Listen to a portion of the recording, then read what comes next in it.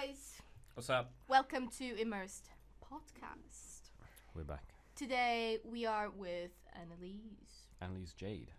She's part of the Narrative team as well, and she will be performing on Immersed On the 18th of February at what time are you playing? 4 p.m. 4 p.m. at Tramshed, Cardiff. What stage are you playing on? The air stage. Air stage. Okay, that's the same one we're doing. So you have your band Greyspire, but you're not performing as Greyspire, but you're performing with the band Greyspire. Is that right?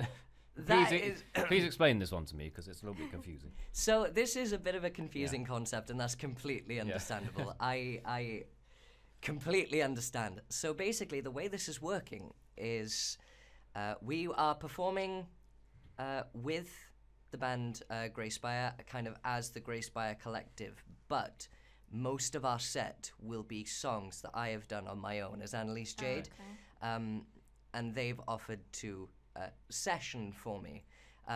But the reason that I've actually kind of brought the Greyspire name into this is because there's a couple of songs that we've written as the Greyspire Collective, which I would absolutely love to promote at this festival.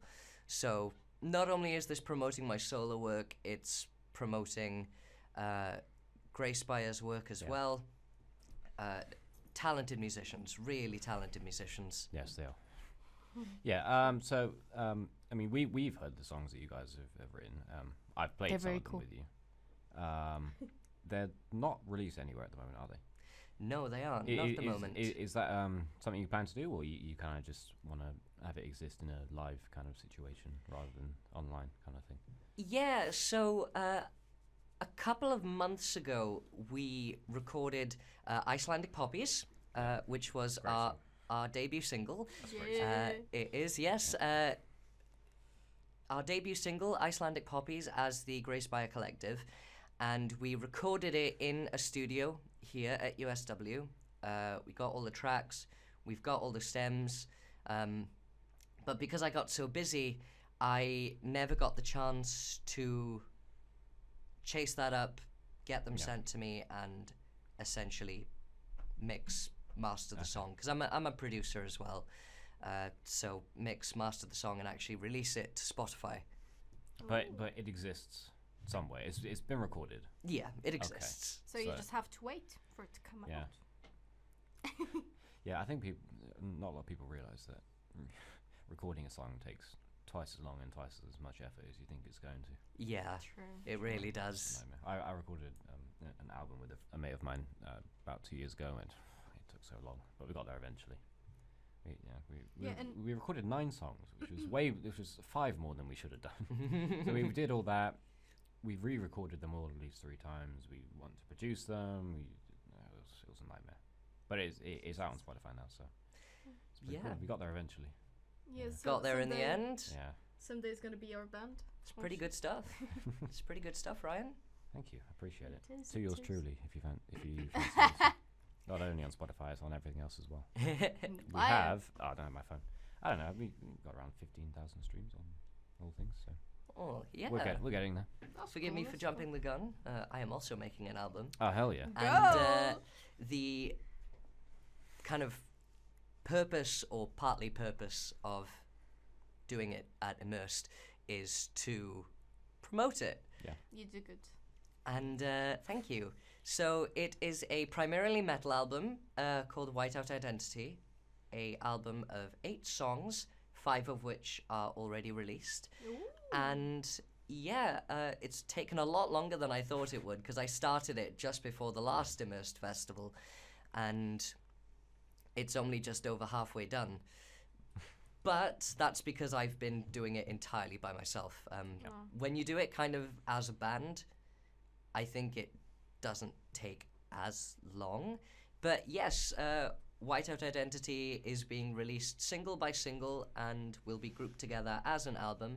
And you can, of course, listen to it on all platforms. What made you decide to do it like that? Release it single by single? It was just you didn't want to wait until everything was ready. You just drip feed it kind of thing. No, it was advice that I got from a friend of mine who I met at the last Immersed festival. in the Culture Lab portion. If you guys didn't know, the Tramshed is actually only the first half of Immersed. Second half will be at Culture Lab down on Penarth Road. And I met an artist there who was performing, Mr. Bewley, and he was just this kind of big inspiration to me. So we spoke. He kind of inquired about what I was doing with my album, and I told him that I wasn't really sure how to release it. So he was like, well, release each song kind of at a time and group it together at the end. So that's what I decided to do. Oh, that's cool. Yeah, that kind of seems like the way most artists are doing it these days.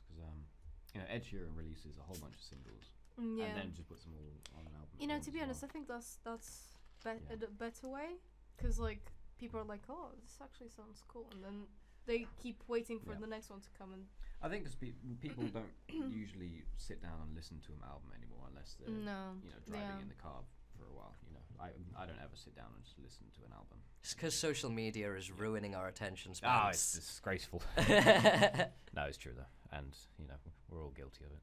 True, oh, we are. Jesus Christ! Yeah. But a good way of promoting songs is like TikTok. By the way, I put one of your songs on TikTok, of Immersed TikTok. If you want to check it out. Did you? Yes. Oh, cool. When I put your picture, I just put like your song just behind of it, and we got like 200 views. Nice. So Which one, if you don't mind me asking? I don't remember. I'll have to check this out. Yeah, go check. I can't remember, but oh yeah, that one. Oh gosh, that's an old song. Yeah, because I searched for your name. I was like, I know she has like a few songs out, and I thought that one would be like cool with the photo. That is wicked. So thank you. Just for context, that is a song that I released at the end of my first EP, The Bell in Your Name. And when was that? Time frame. Time frame? Oh gosh, 2019. I think I released The Bell in Your Name, or rather, I finished it in 2019 and actually like got with a distributor and posted it to every platform in like 2020. But yeah, gosh, I made those songs a long time ago. That song is called Attraction, and it is a properly produced remake of something I made on a fucking app on my tablet when I was like 14. Yeah. So I was like, do you know what? That actually like had a fairly good vibe to it, but obviously it was just made on a tablet. The quality and EQ was terrible. So I went back and did something with it and recreated the entire thing from scratch. That's cool. Well, you got 200 views, so True. from the song. That is pretty sick. That is pretty sick. Yeah, I kind of wish I started doing the like recording side of music a lot earlier, because I don't have any recorded music until I was like 17, and I know I was playing loads of stuff. I just never recorded any of it, so I kind of wish I had. It's a double-edged sword, to be honest, Ryan, because instead of going to college and studying performance like pretty much everyone I know, I stayed back in sixth form and decided to do an A-level, a 2-year A-level in music technology. So cool. That's where I learned how to produce, the basics of sound engineering and all of that stuff. They did an A-level on sound production. Oh, no, sorry, what was it? Music technology, you said? Yeah. I didn't know they did A-levels in that. Because for me, it was either go to sixth form college and do a A-level, or go to art college and do a B.Tech course, which is what I did, because I don't want to do exams and all that kind of stuff. Oh no, I hated the exam portion of it. I barely passed it. it. I sucked at exams. I feel you. I did, because in Portugal it's different. The education system, and at what is college for you? We have like 3 years of college, and I was taking science. Why? The thing is, because I went to sixth form, I have no idea how it works. You'll have to ask Ryan on that one. Well, normally you do 2 years. I did 3 years because I did an optional extra year. I did I did 2 years and just diploma in music. Yeah, that was kind of performance recording, all those kinds of things. And I did another year solely on music performance, and that was university level. So just by doing that, I knew I was automatically going to get unconditional offer into uni because I already had a university level qualification. So they were immediately like, yeah, you're in. So I did that. I don't know how I got my unconditional offer to go to this uni, because Why? when I went for my audition with Alan, our course leader, Legend, by the way. absolute legend, such a funny guy. Yeah. We love you, Alan. Yeah, We he's love just- you, Alan. But I was just shitting myself, and I was like so like frightened. I was like, oh God, how is this gonna go? So I did a performance just to a backing track. It was a awful cover of What I'm Made Of by Jonathan Young. And then after that, he was very praising. And then he was like, okay, come over to the keyboard, play me a G chord. And I was like, I had no idea what I was doing. I started shaking. I was like, I don't know any of this. Because being a producer and a vocalist and somebody who dabbles in guitar, I can play you a G chord on guitar, obviously. It's easy stuff. But on a keyboard or a piano, I'm useless. Absolutely useless. Yeah. I mean, guitar is kind of just shapes. You have to, Shapes, yeah. Whereas the keyboard, you have to, kind of have a You bit have to more figure out where know-how. it is. What's going on? Did you do an audition? Mine was a bit different. So like, since I wasn't here, they asked me to post some videos on YouTube. Oh, okay. So like for them to On be YouTube? public. Yeah. So I have like a few videos. Are they out. still there? Yes, they are. Okay, I need to find these. But basically, I just sang like 2 songs, and I posted one of me playing the piano and singing at the same time. And yeah, apparently they liked it. So I mean, Awesome. I didn't even do an audition. you didn't do one. It's just too good. Well, I signed up for one, but you remember like a few years back there was Storm Dennis. Do you remember Storm Dennis? I remember Storm Yeah. Dennis, yeah. That happened, and basically like all the roads were closed, so they just sent me an email and just said, "Don't bother going." I remember COVID though. Yeah, that was even worse. Yeah, they sent me an email and they just said, "Okay, we've seen your UCAS application and stuff. We don't really need an audition." They're like, if you have some videos of you performing, send them over just so we can see. But you got the offer, and I was like, cool, happy days. It could have backfired on them a lot if I had just been terrible at music, you know. It's like Ryan playing the piano. Well, I mean, Just plays the Yeah, they first could've. notes into fucking sicko mode. Where? I could have, you know. I mean, Instant unconditional offer. yeah, okay, you're right. Like some of the people I went to college with were not good at music, so I could have been just someone just coasting by on that, and just got an unconditional exception into uni. But thankfully that didn't happen. So It's been a journey. It's definitely been a journey, because like It when has. I first got here, because I didn't do a course in music performance and I did technology instead, I felt so behind. I felt so behind everyone. Like everyone had these like performance skills. They've gotten over their stage fright, and those are things that I hadn't had the chance to work on yet. And yeah, it's been a journey, and I've loved every second of it. when Oh, did God. we didn't? Okay, so in the first year we didn't really have any performance going on because reasons, you know. The only performance I remember doing was to Neil and Alan. and that Yeah. was it. There was that. There was one gig in the Zen Bar, and a couple of online open mics. Yeah. Yeah, I never joined them because I was too shy. Like I joined, but I never spoke. I was like, Yeah. "Hi." I did one of the open mics with Freddie. Cool guy. Oh yeah. Shame he left. But yeah. So Oh, then, is this somebody you dropped off the course? yeah, this is the guy I made the album with. Oh, okay. Yeah, good friend of mine. And then it was straight into second year, just everyone in, throw it on Yeah. stage, get to it, kind of thing. It But was, I enjoyed it. So, It was so abrupt. yeah, It was so abrupt. But it's COVID. yeah. Sadly, I don't want to go back in there. Those times, Yeah. Jesus Christ, it was awful. But hey, now we all know each other and we're all friends now. And I love Yes. that. We got there Me eventually. too. Got there Were eventually. you friends with the Grace by guys before the second year? No, I wasn't actually. And I actually didn't expect to click with them so well, because I am incredibly shy. So I was grouped together with them. because it was just kind of a requirement for the second year. And, you know, you had people who were already in bands, who already knew each other, like Terrapins, and a couple of other people who knew each other, and they were like, yeah, let's play together. But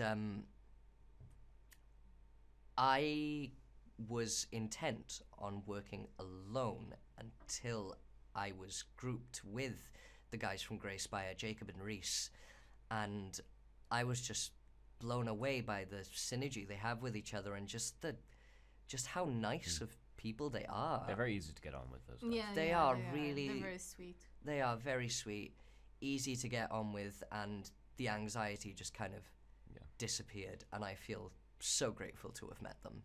Jacob is something. He's an interesting character. Jacob is an interesting character. We love Jacob. Yes, we do. he just lives outside of reality, doesn't he? He does, doesn't he? Yeah, but he's great. Yeah, he's a very calming influence on the world. He is. Jacob brings out my inner zen. True. Whenever like Jacob makes me a hot chocolate or something, and we're just like sitting down and chatting, I feel so at peace. Oh, what a legend! I feel so at peace. We need more people like Jacob. We do. We need more people like Jacob. Well, him and Reese are kind of like... Reese seems like a little bit more edgy than Jacob is. Not that Reese is an edgy guy, but he seems more that way than Jacob is. I mean, he likes to cosplay Lucifer Morningstar, and he only wears black. So yeah, I've never seen Reese wear anything that's not black, which I respect. Nobody's seen Reese wear anything other than True. black. Now that I think about it, it's true. Yeah. If he's got a look he likes, then why not? You know, Lucifer exactly. Morningstar is a great character to be honest. He is. I've never seen it. I haven't seen that show. What's it on? It's on Netflix. Oh, I don't really have an excuse then, do I? It's amazing. I love it. It's such a good show because Tom Ellis. We love Tom Ellis. Tom Ellis. Tom I Ellis. was too busy watching Big Mouth and The Witcher. Tom Ellis. Tom Ellis. But Tom Ellis. This podcast just turned into a simp fest. Tom Ellis. Tom Ellis. Just that. I'm just Tom Ellis. Yeah. Yeah. So. If you guys don't know what Reese looks like, he looks a bit like Tom Ellis. Reese looks like Tom Ellis. Yeah. I saw him on Halloween. He did look quite a lot like him. True. Yeah. True. So, what's next on the agenda? So, tell us more about your music journey. How did you decided that you wanted to do this? How did you decide that you wanted to record stuff? How did you jump into the music course? Or were you forced that way, like a lot of people are? Yeah, so a lot of people are kind of brought up in musical families and encouraged to do music, and they do it because that's what they feel like their calling is, because they've been indoctrinated that way. Some people just do genuinely enjoy it. They've been brought up in musical families. They feel like it's in their blood, and that's totally cool. But for me, it's actually the complete opposite. My family were not musical in the slightest. But, and they haven't been for years and years. Nobody in my family plays an instrument or sings. But in relation to the ABBA lyric, Mother said, I began to sing long before I could talk. That was true with me. Yeah. I was singing before I was saying words. ABBA's great. So that kind of just evolved into... I didn't have a computer at the time. All I had was a Tesco Huddle tablet, an Android tablet, and a Nintendo Wii.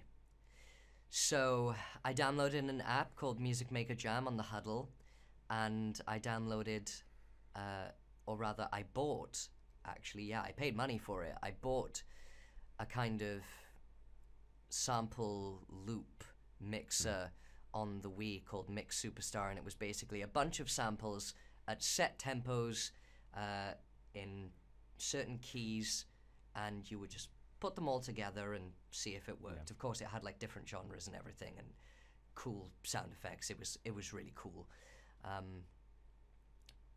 The tempos were usually set at like 90 BPM and 120 BPM, and I think that was it. But I made 2 songs on that, of which you can actually find on my YouTube channel, funnily enough. And gosh, I must have made those when I was like 9 or 10. And jeez. Oh, long time ago.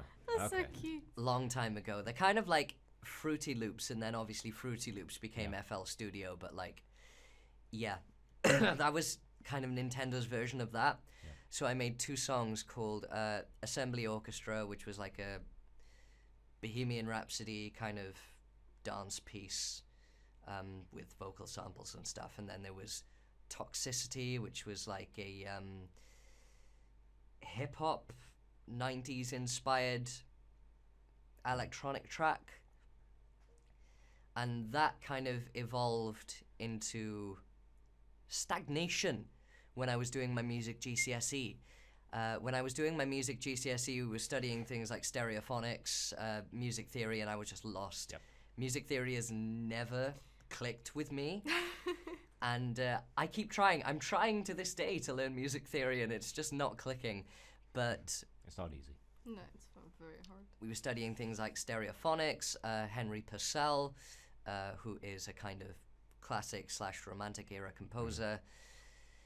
And yeah, my passion for music wasn't like amazingly high at that point because I was just studying other subjects. You know how high school is. Yeah. But It's never fun for anyone. no, Yeah. no, exactly. But then I went to sixth form, which I was kind of forced into by my parents to go to sixth form because they had this stigma that college was just full of kids who didn't do any work and they just skived and smoked and that sort of thing. Ain't it, Ryan? No, I'm joking. I never did that. But I knew I that Skype sometimes. I was never behind the bike bins with the. with the proverbial devil's lettuce. Yeah, I never did that. That wasn't me. Sorry. What were you saying? No, it's okay. That's yeah, because I knew at the end of the day that wasn't true. Obviously, I just didn't have the confidence at the time to pick what I wanted to do myself. So I ended up not going to Cardiff and Vale College despite getting an offer, and instead I stayed behind at my high school and went to the sixth form and studied a 2-year A-level in music technology. Where was that? Rather comprehensive. Okay. Just near Llandaff. Yeah. And because of that, I learnt the basics of music production and sound engineering. And that's when I made the EP, The Bell in Your Name, or started working on it anyway. And I'd finished that 6-song EP in maybe like 2019, released it in 2020 once I found out that DistroKid was a thing. Started releasing things to Spotify. I came to uni, started getting more confidence with performance, realized that performance and being a front woman was my calling. And, you know, I always knew that singing and doing that sort of thing, kind of being at front and center, I always knew that was my calling. But going to uni was the kick up the arse I needed to actually go and pursue that dream. Yeah. So that's what I'm doing at the moment, and it leads us here today. I think when you start to put a whole bunch of money into it, paying for Yeah. uni courses, well, some people would disagree because some people just don't do anything with their uni time. But yeah, I think once you start paying for the course and stuff, it really kind of says, okay, I have to, you know. Yeah. I love how you stared at Marta when you said that. Poor I, Marta. I wasn't. Trying to, What? What? I wasn't trying to accuse you of anything. I was just looking Ryan's at it. flinging accusations about Marta being a skiver. No, Me? I would never. I would never say that about you. You've come here from another country, you know. Some people live down the road and they don't turn up. Yeah, I've come from another country just to follow my dreams. So. Marta's from Madeira. Big ups, Madeira. Yeah. Thank you. It's a cool place. There's too many hills there, but it's cool. But I was there last month and I forgot that, like the whole island is just a mountain basically. It's awful. You have to, like. It's not awful. It's beautiful. It looks lovely. Thank you. Walking there is difficult. We'll put it like that. Because like Yes. there's too many like the roads go up down up. Yeah, down. we just got Ubers. It's the everywhere. complete opposite of Cardiff, isn't it? Cardiff Yeah, is just there's no completely hills. flat. There's no hills in Yeah, Cardiff. it's not flat at all. You I am get happy very about that. tired on walking in Madeira. Oh, we just got Ubers everywhere. You Or sweat Bolts. every time. That's completely understandable. Yeah, it was great though. Yeah. But yeah, that is Anyway. my journey in music. Oh, that's Okay, cool. and that's cool. now you're Lovely. here. You are 20. I'm 20. 20. You're okay. 20. Okay. I am, yes. Okay. 20 years old. Got a band. Got music on Spotify. So it's going well so far. What's the type of genre do you play? Type of genres? Oh gosh, I have dabbled in every genre you can think of. Hip hop, lo-fi, metal, classic rock, and most recently a genre that has taken light, funk, also known as Memphis hip hop, and that has been a lot of fun. It's like tuned cowbells with like chorus and phases on them, and it's okay. like That sounds trippy. it is, but it actually sounds so good, and you have like these distorted 808 basses. I have no idea how you mix those, but I gave it a go in a song I recently released about 6 months ago called Sex Drive Hella, which was met with very positive reviews. I was very overwhelmed by the support I got from that song. Good. And yeah, that's a kind of funk / Memphis hip hop song. And yeah, I also released All I Need with Tricks a few months ago. That was a lo-fi song. That also went pretty well. It was played on a radio station in Helsinki twice, according to the Spotify for cool. Artists app. Yeah. And That's amazing. I was super surprised when I heard that. And then, like, suddenly the streams on Spotify and YouTube shot up. On YouTube Music, it's got 450. On Spotify, it's got like 490 streams. It's pretty cool. And yeah, that was just overwhelmingly positive. That's amazing. Wow. Yeah, it's kind of crazy to that Spotify for Artists app where you can kind of see where people are listening. Because I released it, and, we got it played in the UK, cool, whatever. Then it was playing in Canada. It got in on a. That's mental. It was on a radio playlist in South Africa, which is where I'm from. I'm Oh. like, geez, okay, my people are supporting me. I like it. Nice. Then it's in Australia and Turkey. I'm like, this is a bit weird. Internet's wild. That's amazing. Though my audience is small at the moment, I've noticed that most people are listening in Scandinavia. Yeah, loads of people. I guess there's not a lot to do out in Scandinavia. So they sit there in their snow hut with the fishing line in the thing and listen to music. I don't know, is that right? It's probably a bit racist to say that, isn't it? But never mind. Oh, that's okay. No, we just sit here in our wooden shacks in Wales and we breed sheep. We breed sheep. Yeah, it's not that different, I'm really. actually a sheep baby myself. Yeah. Yeah. Aw. I love sheep. My father shagged a sheep, and here I am. That's the way it goes. That's the way it goes sometimes, Yeah. As I also. It took me a moment to process. It took me. What do people say about Portuguese people? Like, because the Welsh are supposed to be, the sheep children. I don't know. The English are like just really posh. Apparently, well, they're not, but that's the kind of stereotype. Well- Imperial colonialist Yeah, bastards. exactly. what is the Portuguese equivalent? Su. Yeah, they're Sue. they all just Ronaldo, aren't they? Yeah. But They're all Ronaldo. Oh, But it's funny enough. Ronaldo didn't actually come from the mainland, No. from Portugal mainland. He came from my island. Ronaldo's Madeiran? Yes. Fuck, I had no idea. But honestly, the first thing you see when you fly into Madeira is the Cristiano Ronaldo airport. It's got his face on the airport. Oh. 'Cause I guess he paid for it, probably. No. Well, they just it did was it our to- president. He was like, Oh, okay. to bring an homage to Ronaldo. That's because that's Airport. the only thing you've got going for you is that Ronaldo's from your island. Well, yeah. Who cares about being politically correct? Yeah, fuck it. No, but yeah. Also, Everyone gets shit. yeah, everyone gets yeah, shit. True. Yeah, it's true. Equal rights, equal fights. True. That's the mentality. But yeah. So obviously everyone in Madeira loves him. He's As they should, to be fair. He is quite the icon. He is. And everyone knows his family. Mhm. Like, even before he was famous, everyone knows Yep. everyone in Madeira because we're very small, so. Your aunt shouted at him in the streets. My grandpa. Okay. My grandpa shouted at Ronaldo in the streets He was making too much because noise. Ronaldo was playing in front of our house. And my grandpa, came outside and was like, "Get out!" Making too much noise. Go Get on. off my lawn. Yeah.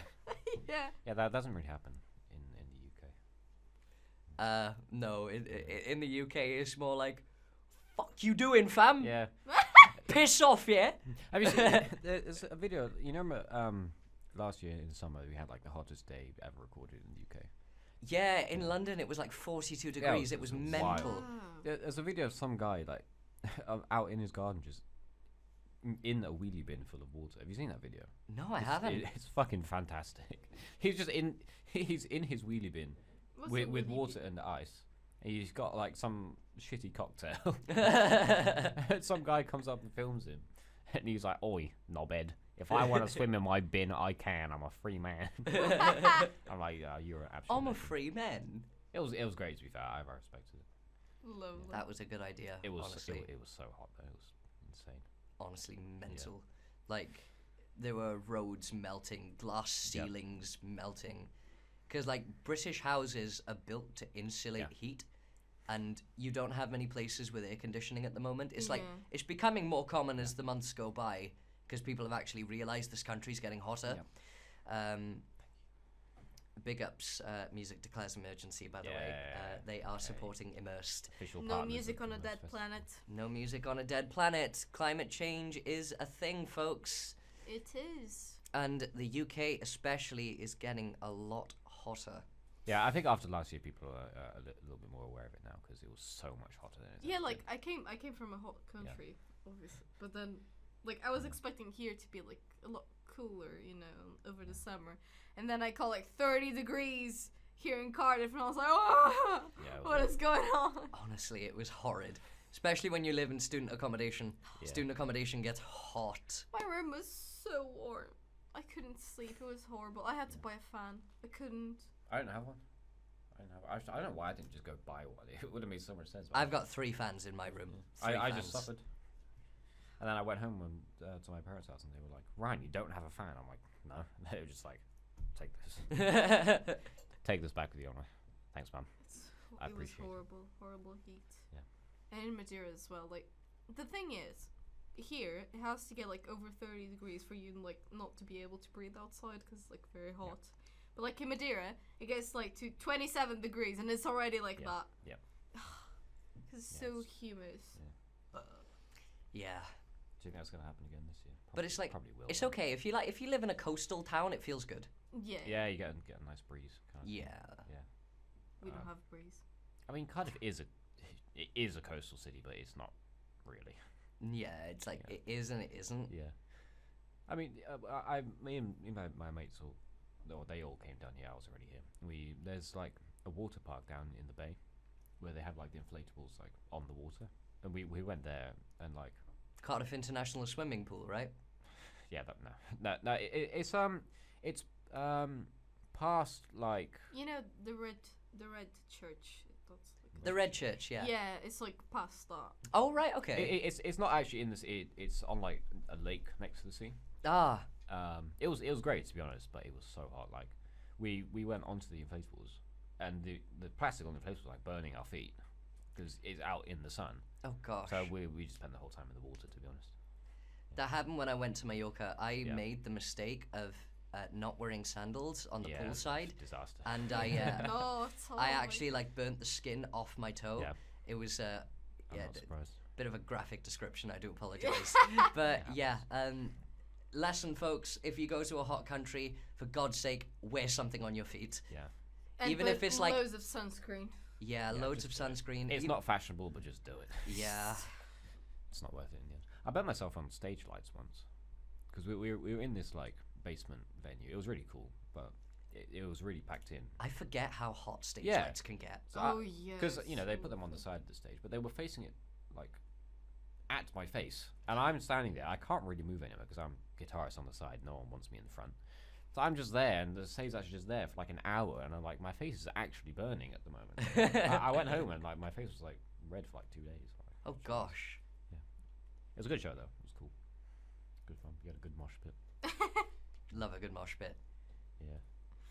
Yeah. I So think that's the reason that venue didn't invite us back because we caused so much trouble. But it was fun. Last mosh pit I went in was for Minas. Big ups Minas, by the way. He's playing at Immersed with his band. It's going to be so sick. supporting Lady Leisha Supporting Lady Leisha. and Sage Todd's as well coming in. Hell yeah, Sage. I like Sage Todd's. He's Yeah. cool. Rapper. What were you gonna say? I cut you off. Sorry. I was gonna say let's go back on track and. Oh yeah, Let's ask Annalise. Do you have any pre-show rituals? Any pre-show rituals? Yeah. So some people have like a lucky pebble they rub before they go on stage or something. Do you have anything like that? So I kind of do and don't.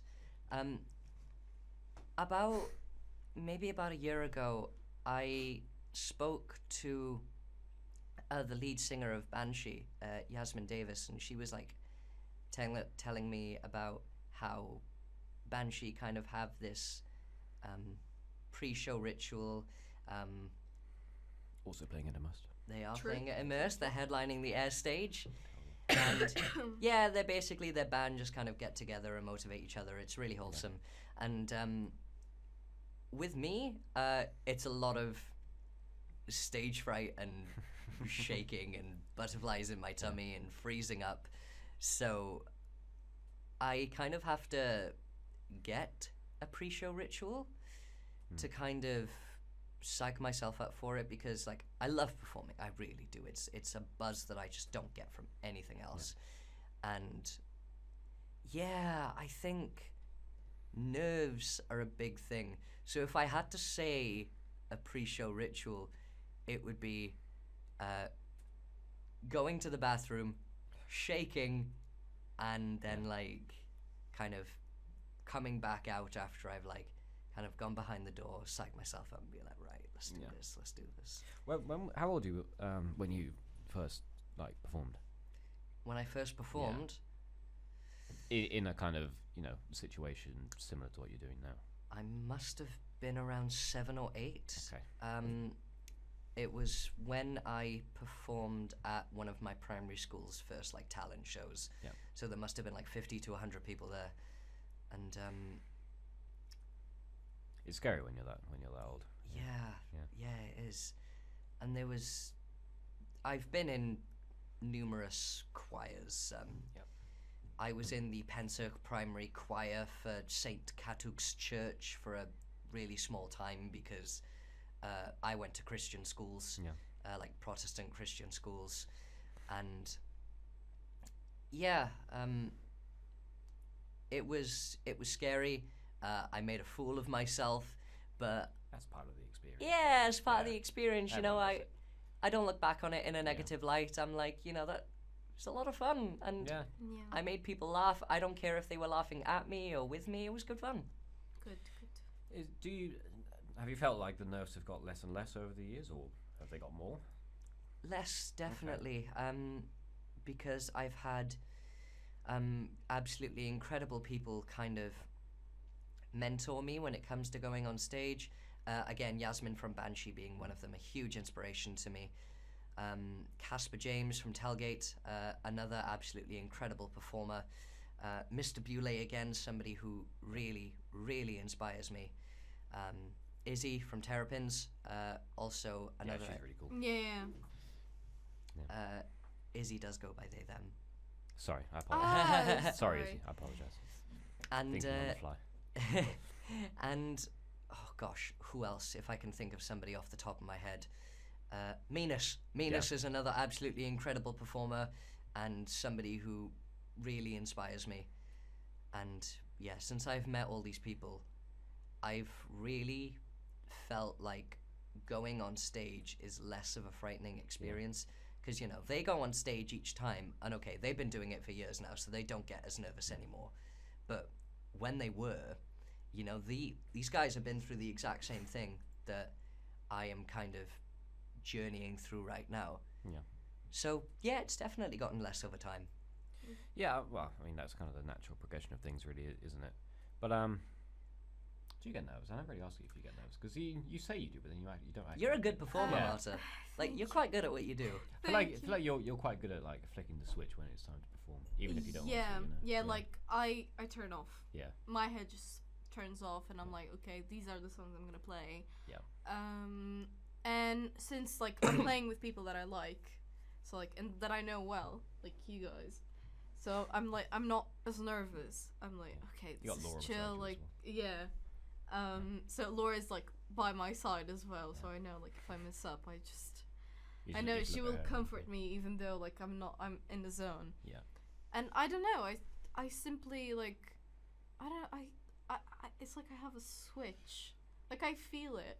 I know what you mean when you say I have a switch, because I feel it. I notice like in all of my videos, because like before I go in, I'm like, okay, this is how it goes. I go in, I'm like serious mode, and then come out and I'm like That flicking the switch thing is really interesting, because another thing that I do before a show is I kind of get into character. I have this caricature of myself when I perform, the kind of Queen Anne Noir persona, you know, the Queen of Darkness, Victorian fashion enthusiast, you know, kind of servant of, noble servant of Queen Victoria, all that good That's thing. the Annalise we know. Yeah. So I kind of get into that character before every show, but regardless of like how much I try to portray it, like it's a part of me. Queen Anne Noir is a part of me, and I really enjoy tapping into it. But when I'm on stage, the kind of this part of me, the casual kind of genuine, kind side of me, kind of shows on stage uncontrollably. But I don't mind that. Yeah. I think like even if I flick that switch, it's not so much as a switch as a dial. A dial that kind of turns progressively throughout Oh, that's interesting. the performance. That's cool. Yeah. I think it's probably quite a lot different for front people in general. Yeah. Because for me, you know, I am in the spotlight sometimes because I have solos in like every single song we ever play. You're a wicked guitarist, though, Ryan. I appreciate that. But I think for me, I've kind of got used to that because like I've played with like a lot of bands a lot of the time. Because you know, last year I played with Jasmine. You did, yeah. Yeah, I played with Jasmine. They asked me like really late on if I would do it. And I was, you know, that's kind of just the reputation I have now. Is you need a guitarist? Ask Ryan. I was on bass, but yeah, I didn't even know the songs. I'll be honest. I went on stage. I'm like, what song are we playing? Just do it on the fly. Played with you guys, which is my main one. I played one or two songs with you. They were never in the assessed shows. They were just kind of in the sessions. I believe you've played Icelandic Poppies with us quite a few times, actually. I play it different every time because I don't really remember what I'm playing. It's whatever. And then I played with Ben Heathcote and Alex and those guys as well. I'm sad I don't play with those guys anymore because those songs are really fucking cool. They were so good playing with those guys, but what can you do? I love Ben's voice. Ben's voice is fucking good. He's amazing. Yeah, he's really cool. So for me, it's more kind of just I've just done it so many times now. I just go on there and do it. If it's like an assessment kind of thing, then I get a little bit more. Yeah, I remember our first performance, like at the Zen bar. I was so nervous. Yeah, you were nervous like 2 days before that. You were like, "Ryan, I'm nervous." Yeah. I'm like, what do you want me to do? I was so nervous. I tend to not get nervous until the moment, like right before I'm about to go on stage. That's when it hits. Yeah. So I think instead of a light switch, think of like a light dial where you can like go from like dim to bright to really bright. Yeah. Okay, do you remember what you do on stage once you get off? Because I don't really. Me neither. Oh, do I remember what I do on stage when I get off? Because for me, like I could not tell you what solos I played ever because I never write them down beforehand. And I get off stage and I'm like, was the solo good? And people say yeah, and I'm like, okay, well, good, because I don't remember any of it. That's a really interesting and profound question. I love that. So, what can I say? Nice one, Ryan. Yeah. So, do you know what? No, not really. I see like videos of the performance, but when I try to kind of return to that place and from the first person, just nothing's there. Like I see it on a video in the third person, but when I try to recall the first person perspective of it in my memory, it's just mostly not there. Yeah, I'm the same. I mean, I remember if something happens, if I'm talking with someone on stage, I remember talking to the person. Like, you know, if me and Lewis are in the back and we're queuing each other in or something like that. Or if something goes wrong, I smack my knee on the amp or whatever, which happens sometimes. Then I remember that, but I've done hundreds of performances. I can remember 5 of them the whole way through. I'm like, I don't know, it just happens. Like, do you remember our Porter's gig in the in the second year? The only thing I remember from that is when Dylan kind of walked off the stage after helping us play Poppies, playing bass for us. And we kind of got the audience to kind of, applaud him. And I was saying, like, how talented and versatile of a musician that Dylan is. He's incredible. Yeah. And then the audience applauded him again, but that's pretty much all I remember. Yeah. I mean, I played with 3 bands that night, and I don't remember any of them. Yeah, that's like when you get into the zone. That's what they call. Yeah. Like in the zone. Yeah, you're in your zone, so like you're not thinking about anything. Literally, like your mind is empty. You're just doing what you love, and you're there just vibing, and It is fun seeing the videos of you and Laura doing your thing on stage, because we the backline, we don't really notice what you're doing that much. We hear what you're doing, but we're kind of focused on what we're doing. Then we see the videos, and you guys are all doing this kind of thing. You both synergize really well. You're like a bubble of two, and it's really cool. Thank you. When you do Crazy Little Thing Called Love, you guys really go to town on that one. Yeah, we love that one. You got the twist going on. Yeah, the hips. But we're not playing that song this time. Are you not? No, we got some. We have a whole new set. Just we're playing Love Lies to You. Fascinating. We got Love Lies to You, and then we have one more song that we played in the last one as well. Try not to spoil too much, Ryan. Yeah. Which one? Happy as Never. No. We're not doing that one anymore. No. Oh, this is news to me. We're not doing that one. We're only doing that one if we can't get another song done. So, but we're gonna have 2 originals this time. Yeah, we've got another one coming. Fascinating. I can't wait. We haven't even recorded the first one. We really need to get our stuff together. To be honest. It's been so long. Just just been focusing on Immersed for the last. Yeah, that's how it goes, isn't it? Should we move on? Yes. Okay. What was your worst stage experience? My worst stage experience. Gosh. Okay. So. Everyone has one. Everyone does have one. Yes. I would say I haven't had that many bad ones, but at the end of the second year, we did a gig at the Zen Bar, and by the time we started playing the last song, Hear Me Now, which is track 2 of my album, I was almost kind of completely out of stamina. I'd used it all too quickly, and because you really do go for it when you're doing those things, yeah. So I had started kind of singing the final song, and it were like the notes were quite difficult to hit towards the end. At the start, I was relatively okay, but towards the end, like my voice was kind of croaking. Sounded more like a scream than singing, and my voice broke a couple of times, like cracked a couple of times, but I managed to just about hide it, I think. And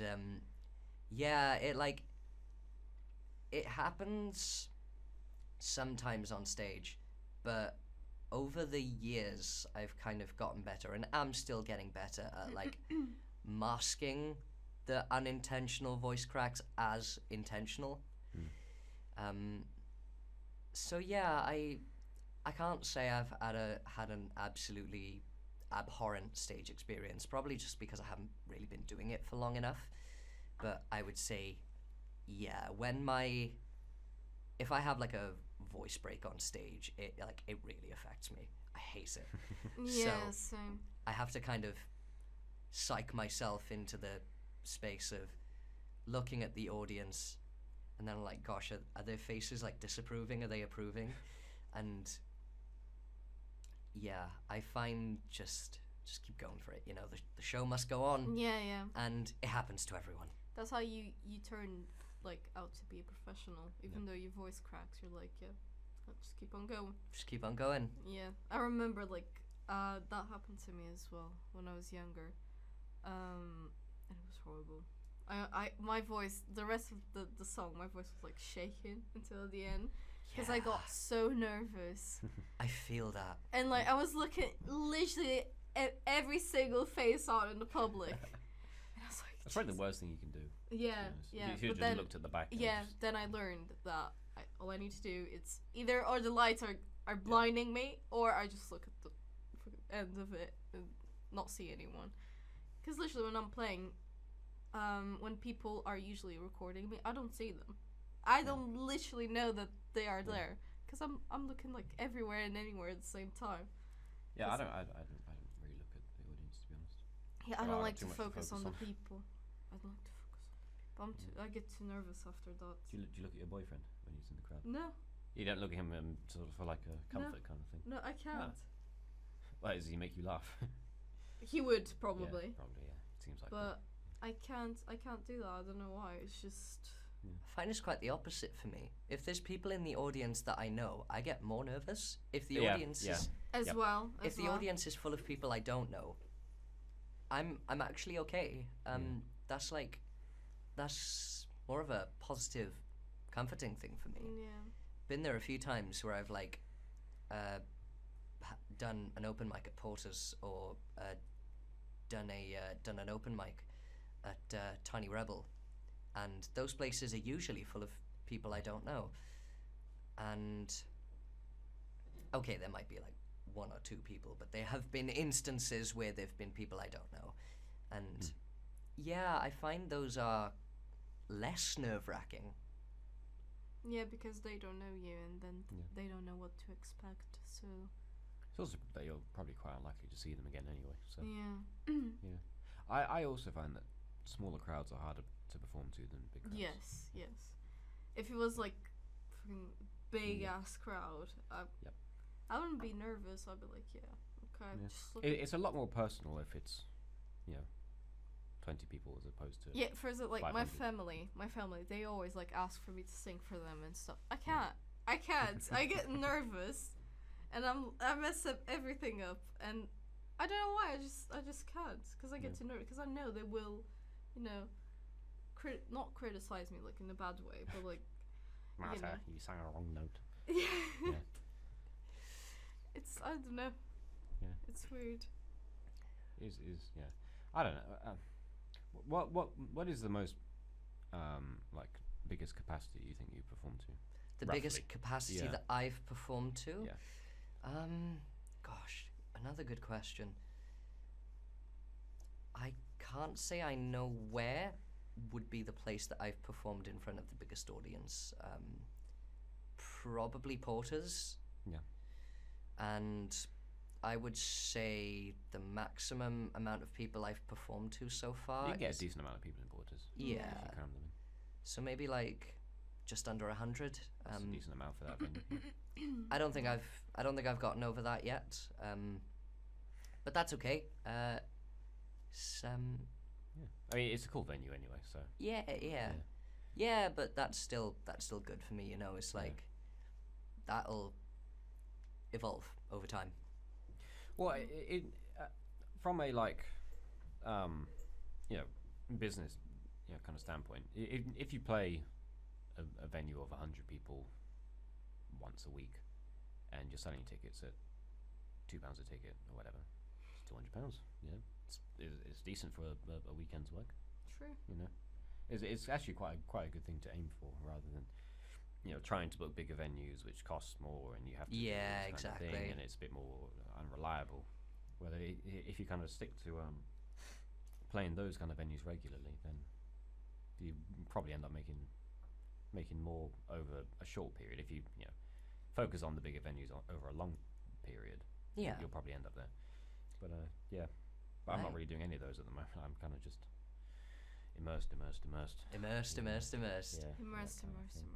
Yeah, come to Immersed.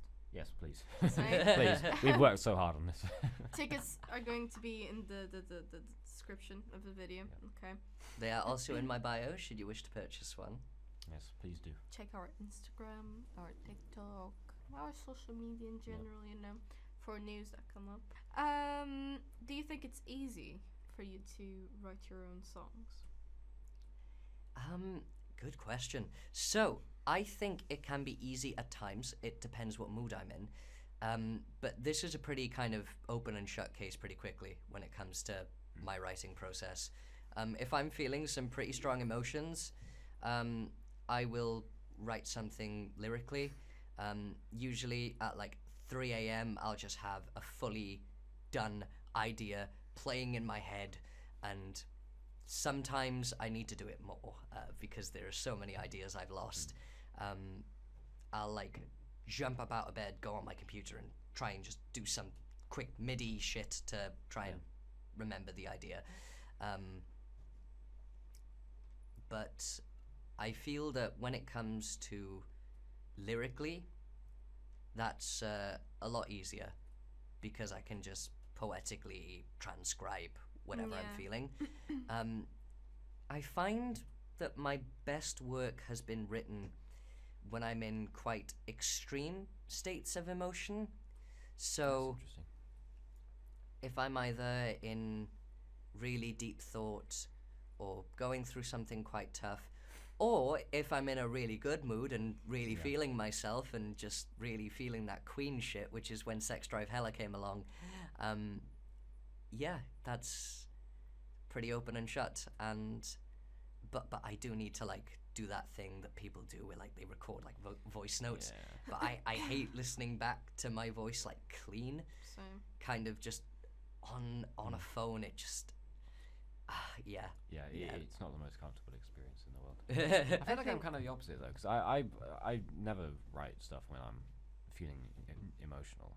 The times I write stuff is if I have to, and when I'm just having a good time. You know, if something bad has happened in the day, the last thing I want to do is go pick up a guitar. I'm like, no, I'm gonna watch Netflix and eat ice cream. That's fair. Yeah, that is fair. No, I'm craving ice cream. Me too. Sorry guys. You wanna beat the shit out of him? there's no security here. It's a Sunday and everyone's gone home, so I might be in trouble. Yeah, I don't know. Is that weird? That's probably a bit weird, isn't it? No, to not be able to write music when you're actually feeling. Everyone has their own. Everyone has their own writing process, but that's quite interesting actually because I've never actually met anybody with your process. It's fascinating. I'm sure if I tried to, I'm sure I could do it, but I. Write me a song right now about chickens. This just turned into the Ryan interview. I apologize. I'm just trying. I'm realizing things about myself as we go through. You know? No, you don't have to apologize. It's interesting. I enjoy learning more about people, and I've learned a lot about the both of you. Which is awesome. And we have now a view. I've been starting. You've heard. I've been writing a few like hip hop rap beats with my friend, which is not something I ever thought I would do. But those are like actually the easiest ones to do. But so it's not bad at all. Like you start doing it as a joke. Yeah, I'm not sure I can make a business out of it though, because it's not very monetizable. The things that we say in those songs. Yeah, they're quite Racky. Yeah. We'll leave it at that. I would play some, but it's on my phone. So, but I've tried to write really, emotional songs and stuff, and then I'm like, okay, maybe I'll try and make some with like complicated chords, make it jazzy. That doesn't work either. And then my friend Jackie's like, Ryan, we're writing a diss track on our friends. I'm like, all right, I guess I don't have anything else to do. That's hilarious. And when we did it, and it was amazing. We're like, oh, okay. It's actually good at rapping. Yeah, and he was like. We went on holiday to Greece together. They have this terrible drink called raki, and they give it to you for free at the restaurants because it's so bad they don't even charge you for it. CP was just like raki. We just made a song about it, and Sick. It's terrible, but we love it and we think it's cool. So it's actually cool. Fuck, that's the way. Yeah. Okay, these questions now are not professional questions. They are funny questions. Okay, let's see. Which one should we pick? Celebrity crush. Do you have a celebrity crush? Do I have a celebrity crush? There aren't many celebrities that I've crushed over, but a couple have been Gabriel Macht, who plays Harvey Specter in Suits. You've got Tom Ellis, obviously. Atsushi Sakurai from the Japanese band Buck-Tick. I went through a whole hyper-obsessive phase with him. And who else? Noah from the band Kimino Virus. I used to have a crush on Ollie Sykes from Bring Me the Horizon, but not anymore. Okay. Oh, okay. That was like young emo me. Yeah, I used to have like a fat crush on Brandon Urie, Panic at the Disco. Ah. I think every scene girl did when they were in high school. Oh, and Jen Ledger from the band Skillet. She's my type. I respect that. Oh, cool. But yeah. As far as celebrity crushes go, You named like 20 people. I think I only named like 4 people. It would be 20 people if I was naming all of the 2-dimensional characters I sent for. Okay. That's fair. That's fair. me I respect watching that. anime. Jujutsu Kaisen. Oh, honestly, I know how much you love Jujutsu Kaisen. Okay. It's so good. Bakura from Yu-Gi-Oh! Sebastian Michaelis from Black dear. Butler. William James Let's Moriarty from Moriarty the Patriot. Jesus Christ. Oh, and Benedict Cumberbatch as Sherlock. Yeah, he's Yes. great. He's great to be honest. Yes. He's quite the guy. What's your irrational fear? My irrational fear. Yeah. Snakes. Yes, that's exactly the same as mine. Snakes. I hate them. I don't understand why snakes terrify Yes. me so much, but snakes mortify me. Yeah. And I don't understand why, because some snakes are actually kind of cute. But True. Oriana, It's like it's Oriana not. loves them and I hate them. I don't have like fear of them, but I don't like them. I think You they're have a disgusting. snake, you have a snake ring. Yes. You're not wearing it, but No, but it's different. That's a ring. I'm not. It's not the animal. you look down itself. and remind yourself that, oh, this is something I don't like. A lot of people will say like their irrational fear is like space or the ocean, but I it's would say- understandable why you'd be Yeah. afraid of those. I would say that's very rational. Yeah, that is very rational. I'm not going mine- to space. Like irrational. Let me think. What's my one? Irrational.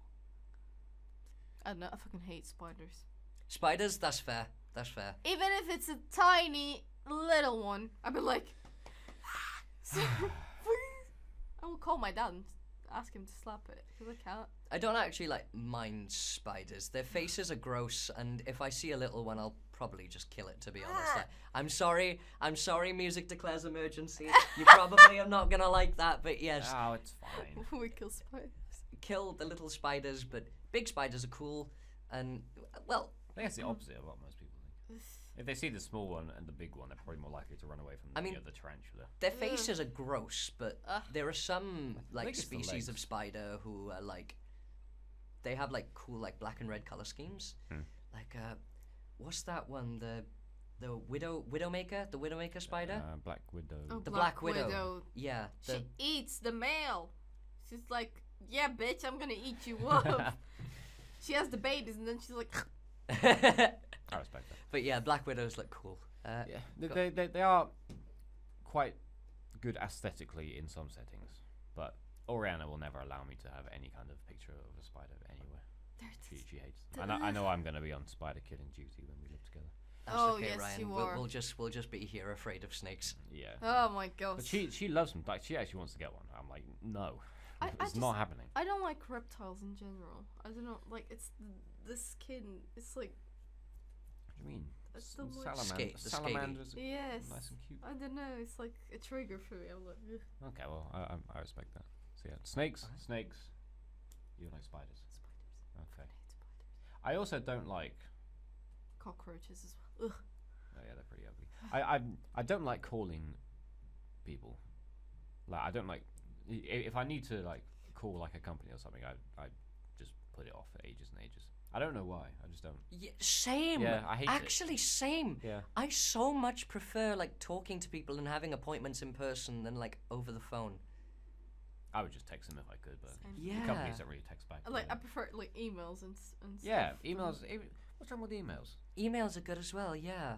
What's wrong with that? Do you know, Ryan? I totally get that. I totally relate. I've had to call my GP to find out where they are for like half a year, and I just keep putting it off. And it's going to be a disaster because when I actually am in a medical emergency, and I'm like, I don't know. But yeah, I just don't like it. What's your guilty pleasure? My guilty pleasure? My guilty pleasure used to be £1 convenience store Frankfurter sausages. Oh, I lived off those in college, I'll be honest. Yeah. And The rollover. yeah, Rollover hot dogs. and oh my god, the rollover hot dogs. Yes, those They were were my awful, but lifeline in high school. They were awful, but I kept buying them. Oh, I loved them. Yeah. Now I would say my guilty pleasure is dirty fries. Okay, I respect that. All right. It's worth it. What's next? Okay. Do you have a drunk story? A drunk story. Oh my days. I have a few of those. I have lots. I'm not one that goes particularly crazy very often, but I could either. Well, there was this one time in the first year, but I'm not going to talk about that because it's not interesting as this one. Okay. So, I went up to Bristol back in October, let's say, and it was because a mate of mine was working at OMG nightclub just by the City Hall near the cathedral. So I went to OMG nightclub and he was working, so I was kind of like on my own, and I met some like really nice gay guys. They were like in a group. They'd all come from like different places, and they like knew each other from connection or stuff. And they were like, "Oh, do you want to hang out with us?" So I was like, "Yeah, okay, why not?" Because they seem really nice. And yeah, we like started drinking. They bought me a few drinks, but like I went absolutely wild. I must have. Well, no, I did. Because I remember quite a lot from that night. I necked off with 5 people. Okay. three guys and 2 girls, and I was also in one of the dance cages because they have dance cages there. Ooh. And I even briefly got on the stripper pole. What? And yes, I briefly jumped on the stripper pole and started dancing. It was horrendous, obviously. It was absolutely horrendous because I can't dance to save my life. But yeah, that's probably my favorite drunk story that I've That's ever had. amazing. I What? felt awful the next day Oh yeah. because like all the hotels were fully booked, so we were out waiting in the cold, waiting to get an Uber back to Cardiff, dear. which we were able to do. Sounds like an expensive Uber. Oh, It is. was, yeah, It's like 100 quid. or more. and it was such a fun night, but I felt awful kind Yeah. of on the trip back, and then like the next day I felt like death. Oh but- yeah. I kind of. That's one of the few times where I don't regret what happened, because that was That's just that was so much fun. As long as no one's feelings got hurt or anything like that. Just, Yeah. you know. And because I was around completely new people, I felt like I could Yeah. just let loose Yeah. for That's once. And yeah, that's one of the That's cool. that's my favorite drunk story. I would love to go on a stripper pole and see. Oh, you'll be. I won't be joining you doing that. No. Let's all go up to Bristol sometime. Like me, you, lovely. Laura, a few others. Let's all go up to that club and just have fun. Yeah, Yeah. I think we should. Let's that do would it. be cool. Yeah. That would be cool. OMG nightclub. OMG nightclub. Let's go. Alright, what's next? Next. Do you have any embarrassing childhood stories? Embarrassing childhood stories. Oh, I have plenty of those, Marta. I have plenty of those, which I tend to think about every night at 3 a.m. before I go to sleep, as one does. Yeah. That's If I had to name one off the top of my head, I would say maybe when in primary school. No, actually, no, I changed my mind. It was in year 7. Okay. In year 7, we were doing an Eisteddfod talent show, and everyone else had arranged their acts, but last minute I was like, do you know what, I want to get up on stage and perform. And there were these group of girls who had, they were doing Walking on Sunshine / Halo. It was like a mashup of the two. Really fun. Okay. And they were all dressed up in yellow. this was kind of before I'd come out as trans, so I was dressed completely differently to they were. I was just in kind of black trousers and a dingy yellow hoodie. It was awful. And I was like, I was dancing and singing with them, like giving it the all, you know. It was like, and it was so embarrassing. It was so embarrassing because I just did not fit into that aesthetic. Oh. I did not fit into what they were doing. Don't get me wrong, I had a lot of fun. Good, then that's good. I had a lot of fun, but every time I look back on that, I'm just like, oh god, what were people thinking at that time? Oh, Yeah. Why not? You can. There's. Yeah, You wouldn't exactly. say no, so you went for it. It's the start of high school though. Is year 7 start of high school? It's like that's when you make your impression. Yeah. Okay. Okay. Yeah, it didn't make any impression. Have you ever got like in very bad trouble, like while you were in school? Or? Yes. I have. I got the worst time was probably. There was one time in high school where I almost got suspended, but I don't remember what that was. But what I do remember is this one time in primary school. I was a very angry child, so I had this one instance where we had this like shed on the schoolyard, and it had like a bunch of like toys and stuff, and we had these like wooden stilts which you just kind of walk around on for fun. And I picked one of them up and kind of was walking over to a mate of mine who I wasn't too happy with, and I didn't hit him with it, of course, because I wouldn't have done it because I kind of came off as angry, but I wouldn't have actually done it. And because it was quite heavy, it kind of tilted over and hit a friend of mine who was behind me. Oh. It didn't like crack or fracture his skull, but it did leave quite a nasty bruise, and I think it might have slightly concussed him. And I almost got suspended, or could have gotten expelled for that. Oh my god. And I felt so guilty. But they kept me in school because I had, or rather we had been rehearsing a play of Oliver Twist. Oh.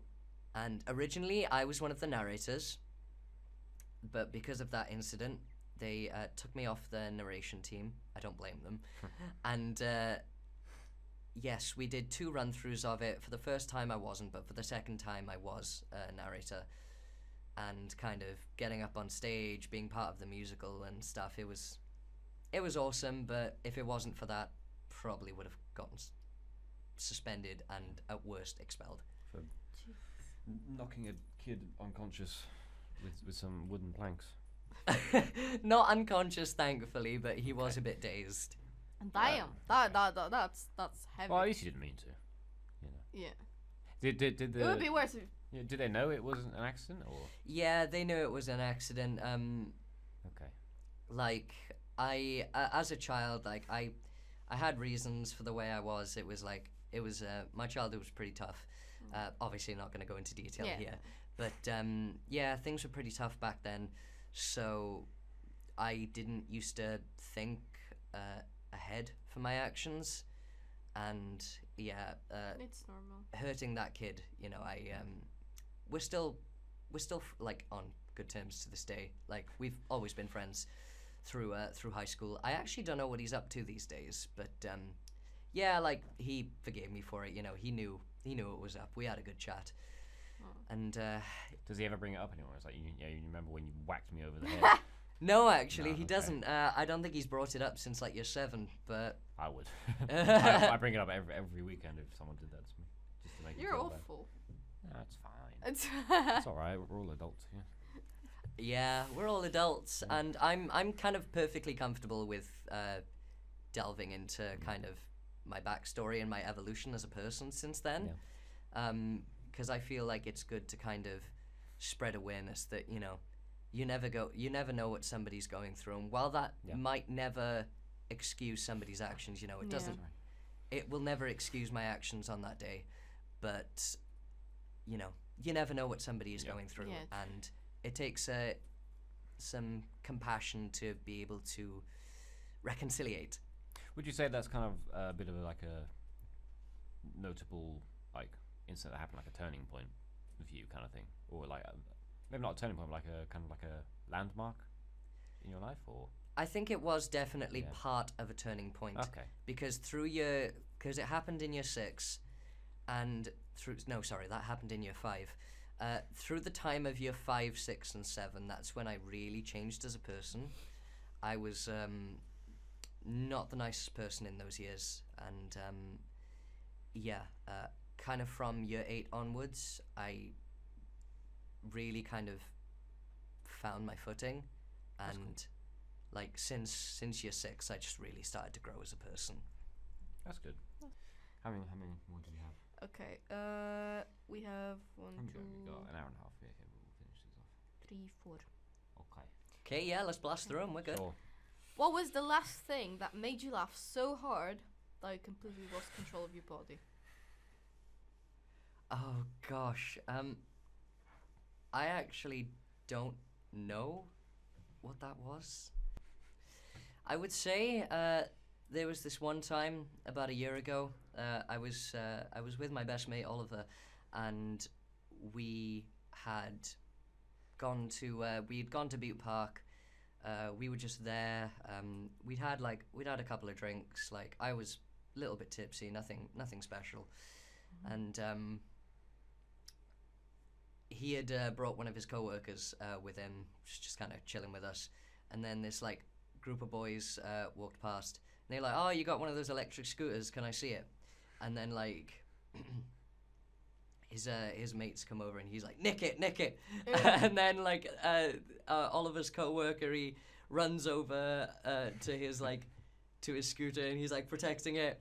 And then like me and Oliver had gone to kind of walk to McDonald's, and we were gonna come back, but yeah, we were off to walk to Mackey's, and suddenly, just out of nowhere, I started laughing hysterically, and I was like on the floor, and I just lost control of my body.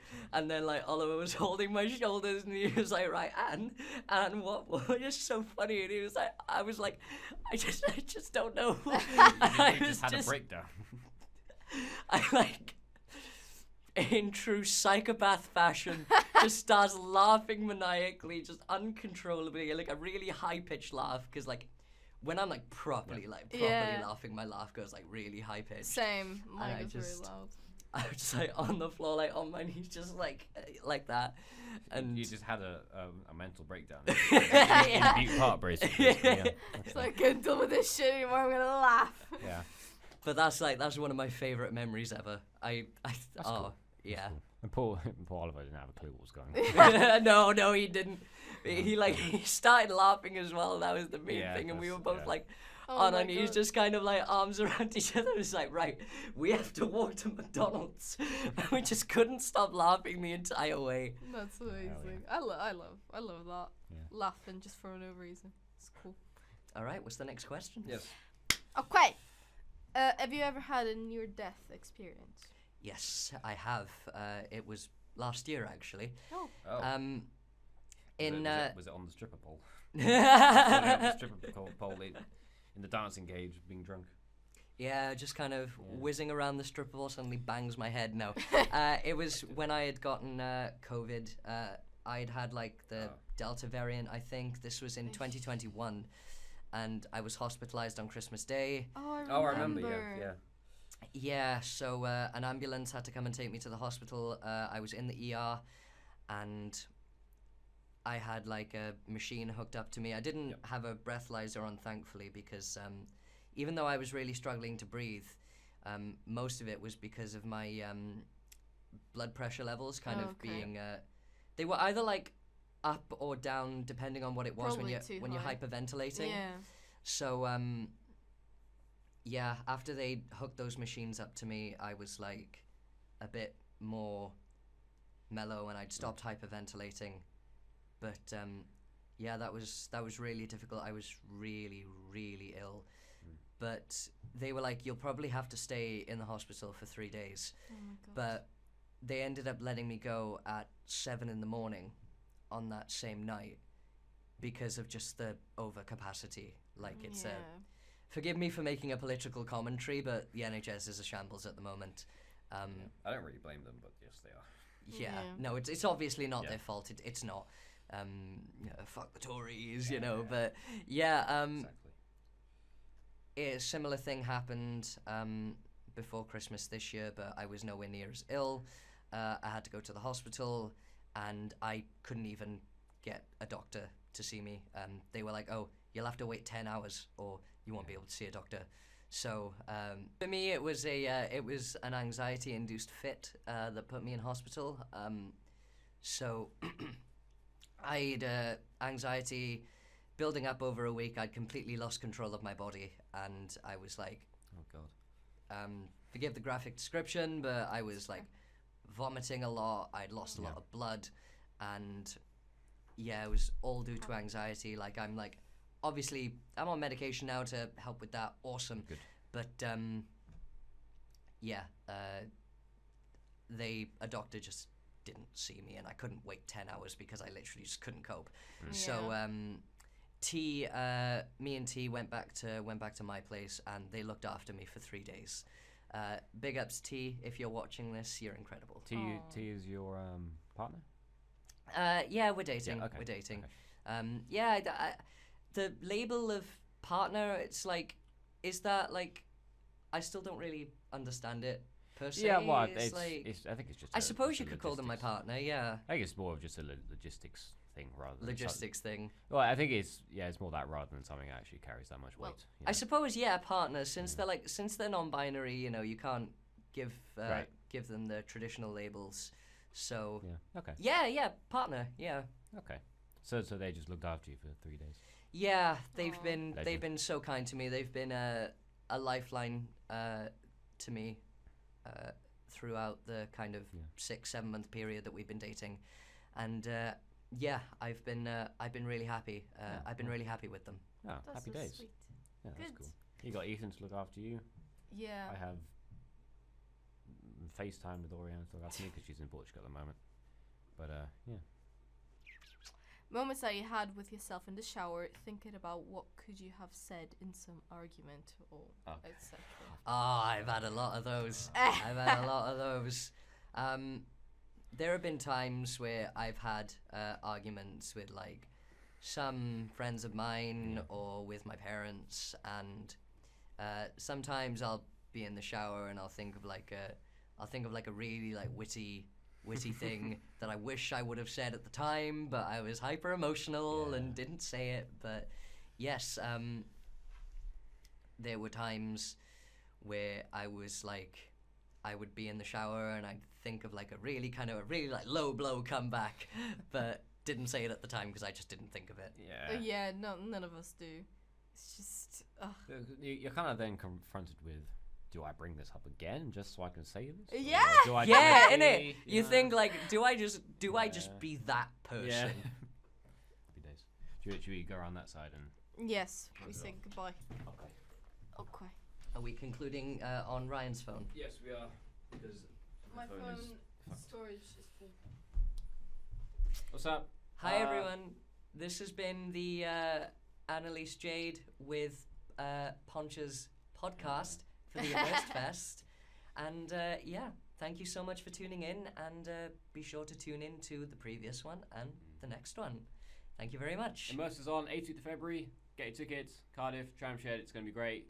Lady Leisha headlining and a whole bunch of other amazing stuff. Yes. It's going to be good. Come along. Happy days. Peace.